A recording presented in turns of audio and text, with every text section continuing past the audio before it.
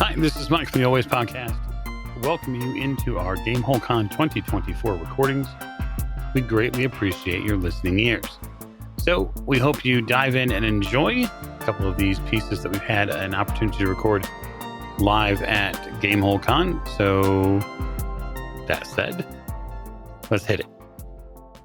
We're here today, Friday, at Gamehole Con 2024 with Mark Morrison. I've got also the amazing cast member with me, Heather Ashcraft. So we're going to give you a little bit of an update, perhaps, on some of the things that are going on in Pendragon.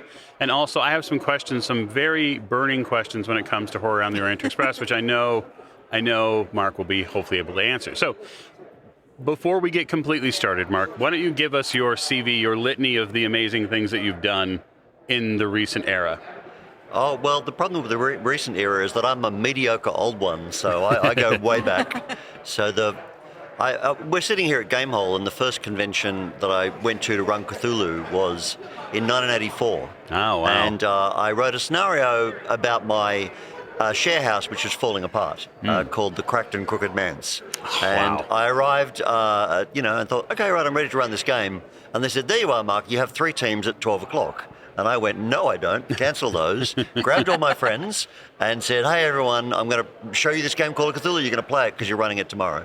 And that's my origin story. I was bitten by a radioactive Sandy Peterson, I think. Oh, yep, I can see that. And that led, I had first published scenarios in Dreamlands, and Cracked and Crooked Manse came out in Mansions of Madness and got reprinted recently, which is very cool.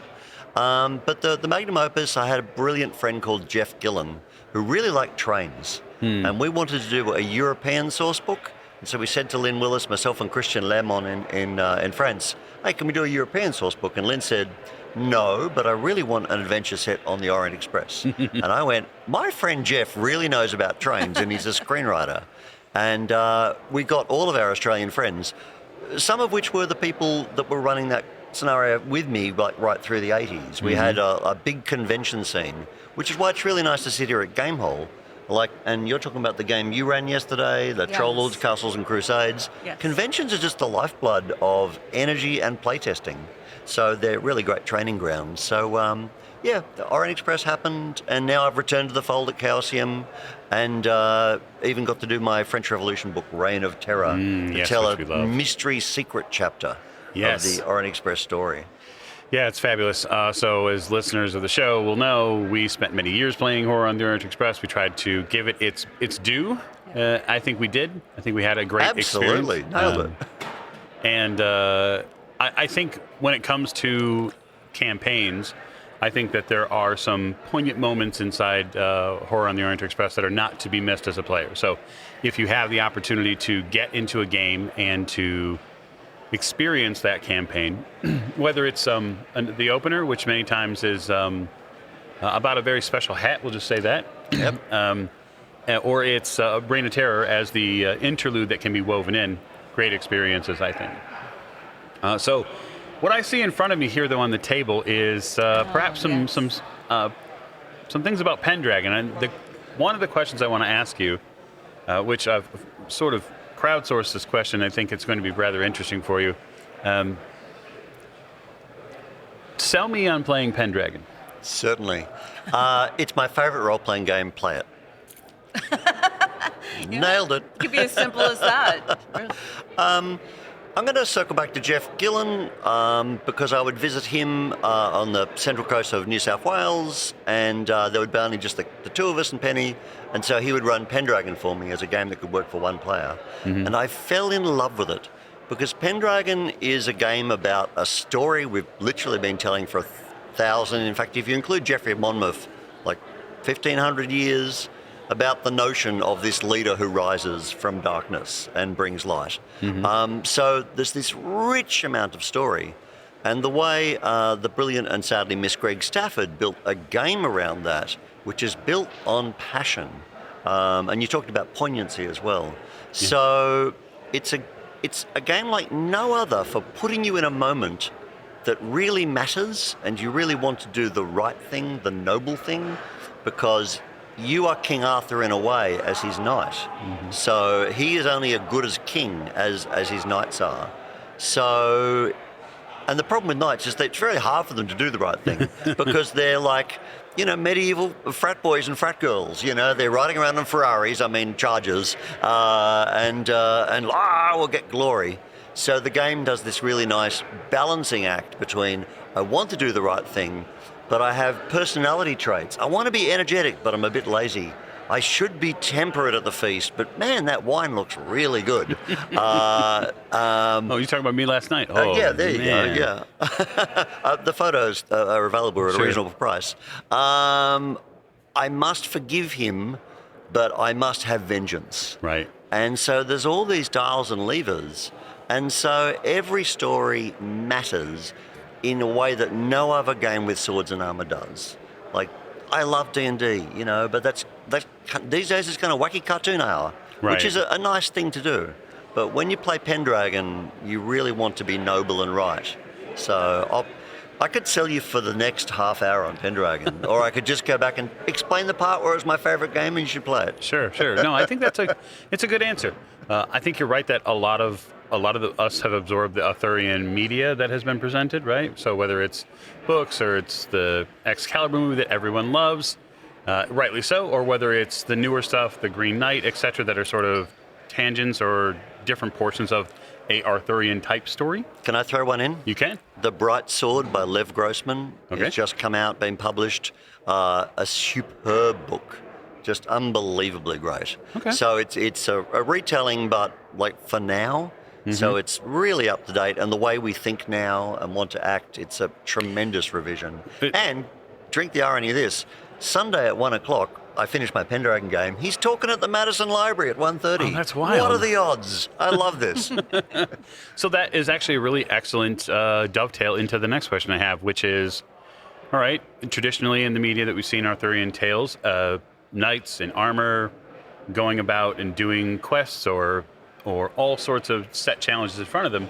What we don't see traditionally is feminine forms in plate mail, carrying swords and shields. How does the current game of Pendragon deal with that, or is it left to the game master to decide how that has run? There have always been women knights in Pendragon, like in all editions, and there are specific examples. So they've always been there, but with the new starter set, they're just front and center. So the starter set, which is, I think, a tremendous thing. David did such a great job working on that, and Sim's layout is beautiful. So the starter set characters, let me see, 3 of them are dames, 3 out of 8. And they've got fantastic stories, and it just changed my whole thinking. When I ran my big, long Pendragon campaign, Right. It was in the 90s, I was running it for all my friends, we're all in our 50s. So we just played on what I call default setting, which is like faux medieval. But there were some female knights in there as well. But now it just changes everything. And you go, dames, knights, it doesn't matter. It's an Arthurian story. So the whole dial has shifted.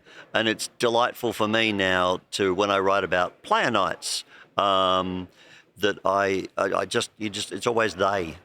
Because there's no default Christian male knight anymore. Certainly. But I want to walk that back and say, I adore the Christianity aspect of Pendragon because it's really pure.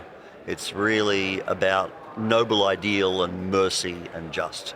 So I'm not hating on the Christian male aspect, but there were a lot of blokes in Pendragon back in the day. You bet. Too many. Well, as the Arthurian legends really kind of walk the path between historical and mythological, the mythologies, how closely does Pendragon kind of follow that path, and where does it stray into either or?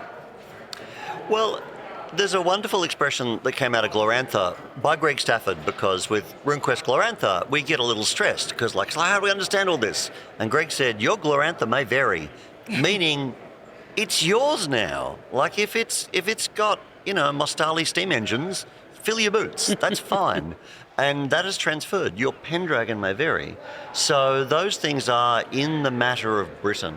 And there's a real sense, of course, with Morgause and Morgan Le Fay, they are in opposition because first the Romans and now Christianity are changing the landscape of Britain forever, because the weird timeline of the game is that it's historically, and I use that with the biggest air quotes in the world, historically set in the 6th century, because Arthur was just as the Romans were receding, but because Mallory was in prison in the 15th century for 6 years, it's a medieval game.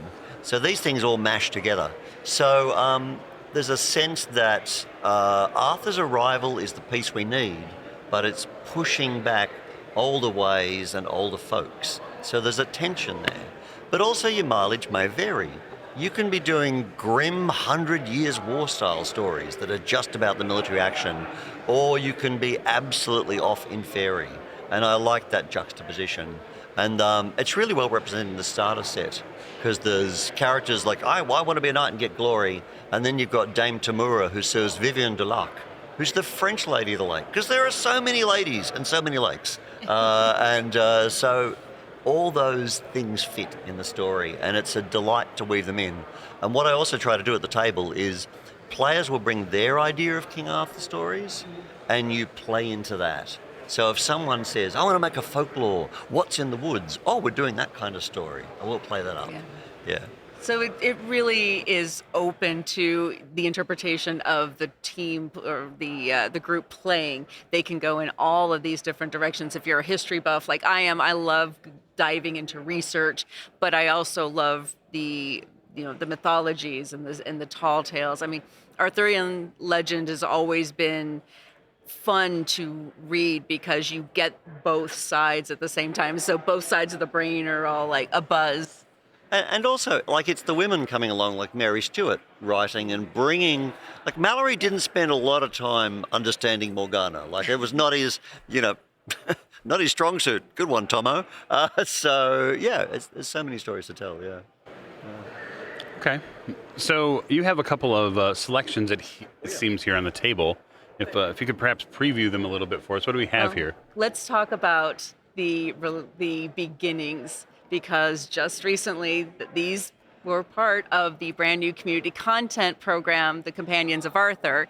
So Chaosium has always been so supportive of the community content. All of us creators who want to write in these. You have the Miskatonic Repository for Cthulhu. You have the Jonestown Compendium for RuneQuest, which are both fantastic. And now we finally have one for Pendragon, the Companions of Arthur. And you have brought a couple of the first modules for Brand it. new. Please tell us more. We've just launched Companions of Arthur. It's been in the works for a long time. We wanted to wait for the starter set and the core rulebook to be out, so people were good to go with 6th edition, which is a wonderful new edition of the game. It's a great time to start Pendragon. The rules are so streamlined and the books are so beautiful. And so it was Michael O'Brien, Mob, asked me more than a year ago, we want you to help with Companions of Arthur. So it's known it's been around. So to launch, we wanted to be ready from day one, because Chaosium has learned from the Miskatonic and from Jonestown, and also learned what wonderful communities start, and yourself being kind of evidence of that. So we launched as a complete ambush. We just rode out of the dark woods, out of the mist, like, surprise! A hand came up from a lake clutching a community content program. Yes, but which lake? All of them. Right. So there's 8 releases. We just talked to a bunch of friends because we didn't want to launch it and have nothing there. We wanted some exemplars. So there was 8 releases on day one, 6 adventures, a guide to Arthurian Britain, and mine, which is a bit dumb. Of the adventures, we decided to, normally with print for community content, you need to sell 250 copies. Right. But Mob exercised executive Chaosium VP privilege to boost 2 of them into print.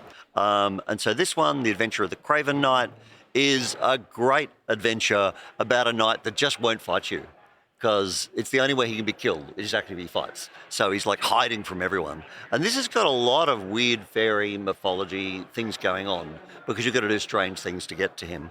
And this adventure is written by our dear friend Gary Fay from Australia, but he's been a Pendragon author for decades. He wrote The Adventure of the Heartblade in Blood and Lust, so that's great. And then the Barnyard Tournament is by David Zeman, And this is massive. It's like 80 pages. Yeah. Huge adventure with a board game and battle cards. Oh, Yeah, that check is- it looks out. great. That is pretty. Look at And he's sourced his own illuminated kind of manuscript artwork, plus made a lot. There's so many hilarious weird animals in this. I don't know if they can see it on the stream, but just to kind of show up that little bit, and the paper choice. I mean, the layout. It feels It's very much in that era of history. And this is why this is one of the ones we boosted, because thought it's just a great example of what you can do. Because Gary's book, I laid out myself using the Microsoft Word template, which is really easy to use and gives a really good result. David's book is entirely laid it out himself. But there's many other adventures. There's The Adventure of the Arcadian Bull by Doyle, which is another kind of thing, sort of slightly mythic, where you kind of, it's a cattle raid. Right. Well, now I have to remember them all. I'll feel terrible for days if I don't remember them all. There's The Adventure of the Forester Knight by my friend Ben Jessel, who these days is a film and TV director, but he's always been a role player. I'm blanking now. I haven't had enough sleep or coffee, so I'll just be going, oh my God, I forgot that amazing adventure by the other person. But look them all up. They're all online. And mine, which is really stupid. I wanted to say Pendragon also can be fun. It doesn't have to be passion and drama and strange mysticism. The thing about you as a knight, you're a 21-year-old, which means you're a dickhead. And it also means you have a squire who's 15, who's a teenage dickhead. Right. So I wrote a stupid little thing called Squires Rampant, which is 20 annoying teenage squires. Because when you're having a really passionate, important moment where you're trying to choose right and wrong, it's nice to have some comedy relief. Yeah. And I think the fact that the age ranges when we're talking about that period of history, and which of course go right into the tales, it's a lot younger than maybe we have in our head. These, you have teenagers and barely 20 because the life expectancy was a lot lower. I mean, maybe if you made it to 35, you were, some kind of elder statesman level. This is built in. The other fantastic thing about Pendragon, to go back to selling it, is that you have a Pendragon adventure and that's it. And then you do winter. So every time you have an adventure, 1 year passes. So your knights and dames age. Mm-hmm. And so you kind of want to have castles and children because you're going to play those children. And once your character hits 40, if you don't get taken out by a Saxon berserk, you have to start making aging rolls. I'm 59. There's no way I'm alive, like in Camelot. I'm long dead by now. Sure, absolutely. So you said something that sort of tickled my ear for a second, unsurprisingly. You said the words cattle raid, and that makes me think of RuneQuest. Of course, because as a very traditional part of RuneQuest, that's a very coming of age sort of experience, and perhaps even later, depending on where the stat is at. It did sound familiar. It did. Well, sure, certainly, because we have been walking our way through 6 seasons of Sartar on the podcast, and we've been having an absolutely glorious time with Glorantha. And he's a lovely fellow, the author. He came to Orient Con Australia. Yeah. I don't know Andrew, or Drew as a lot of people call him. I don't know him personally. We've chatted a few times back and forth. He's shared with me his appreciation for us playing it in the way that we do. And that's been great to get that feedback from the author. That's always nice. I don't think by any means that 6 seasons will be the end of our Gloranthan tales. We have many we get to spin out. And as Rick has said to me recently, we have enough material to play for decades. So that's the hope. Right. So I wonder, some of your first experiences in playing RuneQuest, what were they like? Oh, my goodness. Before I say that, The Adventure of the Loathsome Mackerel is another one from the community contact. It's really great. Ian, he's from the UK, some area thereof.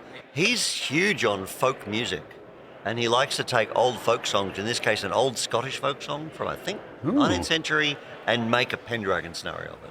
So, sorry, I'm going to interrupt you every now and then because I'll feel so bad if I don't remember them all. It's okay. Mention them as you get them. Look, I always say that your first contact with something is the purest contact, and we kind of have to find things for ourselves. But discovering RuneQuest in the 80s, because we were playing AD&D, and having a great time. That was whaling away. And my friend got this other game in which you didn't just chop at monsters. Is it dead? No. Is it dead? No. I hit it some more. Is it dead? No, it's still fighting you. Is it dead? No. Is it dead? No, it's still fighting you. Is it dead? No. Is it dead? Oh, it's dead now. And I think that's the best description of hack and slash I've heard ever. It is, though. Yeah, I'll be here all Gen Con. Gamehole. Oh, so jet lagged. And here's RuneQuest, which is Bronze Age, in which you're not a fighter or a magic user. You're just a person with a sword and some armor. You can have any spell you want. And a body which has hit locations and a little bit of armor. And someone comes at you. If you don't knock that sword out of the way, it will stab you. How many hit points do you have? 12 points. Do you level up? No, you don't. How many hit points will you have next year? 12. Yeah. How many will you have in 10 years? 12. So to quote kind of Dark Souls, the only way to survive RuneQuest is to get good. Yep. So get creative. That's what I've discovered as playing through with 6 seasons and Day on the Stead, which was the precursor. Speaking of cattle raids, but it was a little bit trying to learn like the system, kind of unlearn some of the things from D&D and even Cthulhu, and kind of going into RuneQuest. But what I found is we really have to kind of pull from our creative sides. Like you said, like you only have so many hit points, you only have so many this. You're just an average person. So how do you maneuver yourselves through this environment in this world with what you have? My dear, it's been great. I introduced my Shadow of the Demon Lord and D&D players to RuneQuest. And so if you're playing D&D, like the system is beautifully built. 5th edition is beautifully built for excitement. You're going to win. It's fine. You're mathematically going to win. And if you're playing Pendragon, I will do the right thing for Arthur, and for God. If you're playing RuneQuest, my new players was like, this game's dangerous. How can we murder them first? And if we can't murder them first, we're out of here, Yeah, I think a lot of both player characters and you can describe it through NPCs, the encounter, people run away. Because after getting stabbed a few times, you don't really want to keep doing it. So I think that's been, but the mythic side of RuneQuest has been an amazing experience too. Yeah. And I think that's part of what Heather's talking about, is getting into your creative side and being able to explore who the character is within the world, and then how they move and change throughout the period of the seasons. That's what we've been enjoying. So, and the integration of the gods and the cults and the places. It's just such a different feel to it.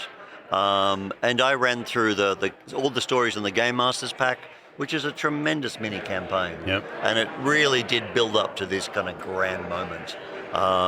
So yeah, I adore the game. Yeah. It's as you say, it's mythic, it's hilarious, and visceral, all the above. Yeah. Yeah, no, that's a perfect explanation for it. Okay, we probably have about a time for a couple more questions. Do you have anything we got to specific? get on the train. Yeah, we have to get on the train. You had some train questions. Absolutely. So, all right. It's 22 scenarios in Horror on the Orient Express by count. I think it's 22. No, it's 20. Is it unless 20? You added some, yeah. Well, maybe 2 from Rain.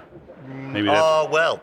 Yeah. Well, actually, there were 19 in the box set. Right, okay. And Rain is the secret 20th scenario.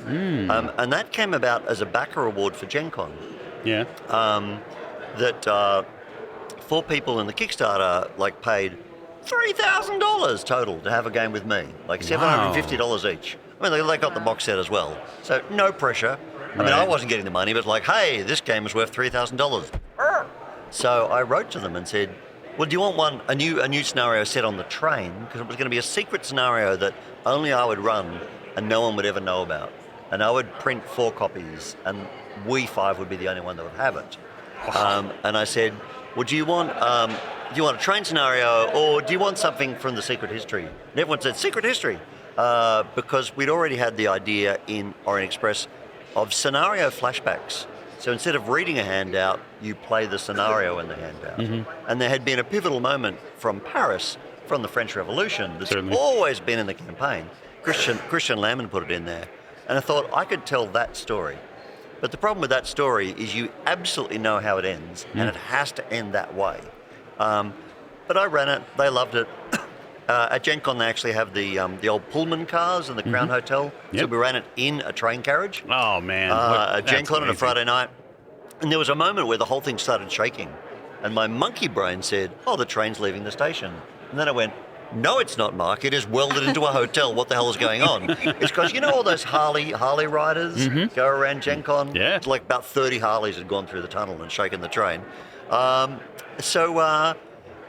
It needed a part 2, and you're right, that's kind of 21 scenarios, so that you know how it ends in the middle, but you don't know how it ends in the end. So that's the 5 years later part. Yeah, I've been talking with some folks around about horror on the Orient Express, and I think the biggest question that I had about it is, do you feel like the flashback scenarios take away from the main storyline, or do you think they complement one another? Given the editorial portion that you worked on.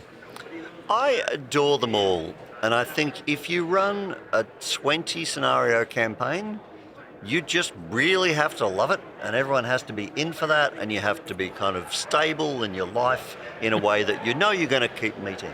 Right. And a lot of people, I'm going to run Orient Express, and they get to maybe Milan, I can't do Thursday. What about you? Friday? No, I have something on. So it's a huge commitment. So I think the original 12 scenario campaign is a banger, right? And in fact, Charlie specifically asked, can we have a shorter version?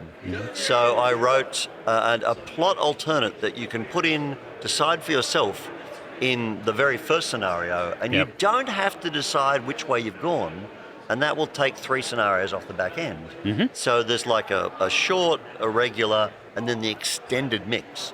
So if you go through the grand thing, it's like the extended series, I think it's really rich and amazing, and people really enjoy it. So it's more to do with where you are in your life and the time you have to commit. The other thing you can do, I did really successfully when we did the playtest for second edition, is one group played the main campaign, and then my other group played each of the standalones with huge enjoyment. You can also just run the main campaign and then just return to the standalones for like one-shot gaming weekends. We talked about a scenario about a hat, which is the Gaslight prequel. If people want to play Orient Express and I'm not too sure about the commitment, I'd say to them, just play that one. Because it's a full train scenario from London to Constantinople. It's Jeff Gillen again. It's amazing. It's incredible. It's about 3 sessions, and then you're done. Like, I played Orient Express. So. Right. Yeah, no, I think that's a good point. Concertina is my favorite expression. Right? Concertina. I think our audience that listened to it, and I think the players that played in it, they committed to 3.5, 4 years of gaming time to recording it. They loved it. It's still talked about.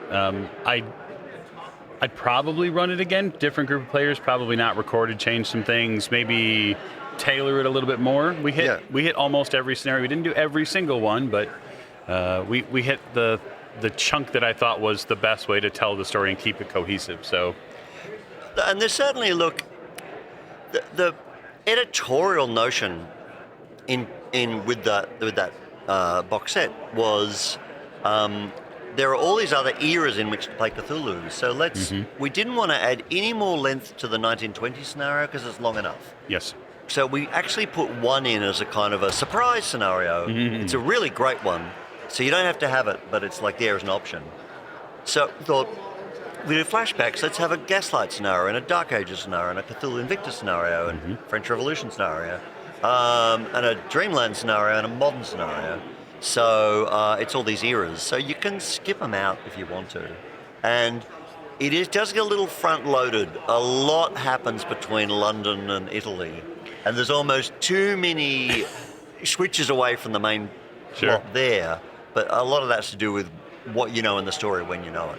And when certain events are happening and where you're at. I remember one of the comments from one of the players was, what day is it? Are we still in Italy? Yeah. So that's great. Oh, you spend a long time in Italy. You certainly do. There's a lot. Actually, there's more Italy than anything else. Certainly. Yeah. Well, I mean, you're going up and around, so there's a lot to do there. Heather, do you have any last questions for Mark?